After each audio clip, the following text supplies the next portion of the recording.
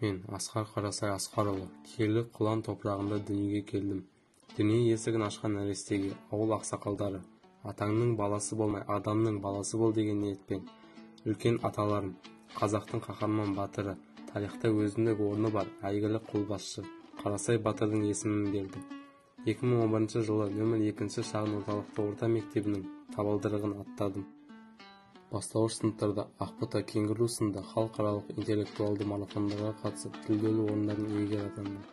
Дарынды азамат 2015-2021 жылдар аралығында Мұқан Төлебаев атындағы музыка мектебінде домбыра сыныбында оқып қызыл куәлікке ие болдым. Екі шектің бірін қатты, бірін сәл-пәл кем бұра. Нағыз қазақ емес, нағыз қазақ домбыра деп халық жазушысы Қадыр Мырза әлі жырлағандай, қасиетті домбыраның бірдей күмбірлеген, бірдей шертілген, құлаққа жағымды, жүрекке жақын, күмістей сыңғырлаған үнін жаныма серік еттім.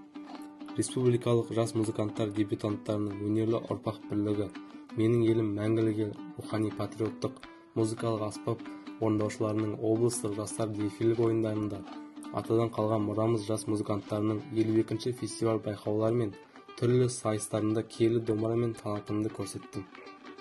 Шахмат әлемі мен үшін өзінше бір әлем. Ұлттық аспап пен шахмат тақтасын құстың қос қанатындай бірге алып жүрдім. Талай байқаулар мен сайыстарда бақ сынап, жүлделі орындардың иегері атанып, сонымен қатар пәндік олимпиадалардың жеңімпазы болдым. Біздің жастарымыз ғылым мен білімге ұмтылып, елдің болашағын ойлайтын болса, келешегіміз кемел, тәуелсіздігіміз баянды болмақ деп елбасымыз айтқандай, тәуелсіз еліміздің ертеңі ел тұғырын биікке көтеретін, үмітпен сенімді ақтайтын, халық мүддесін қорғайтын осы біз жастар.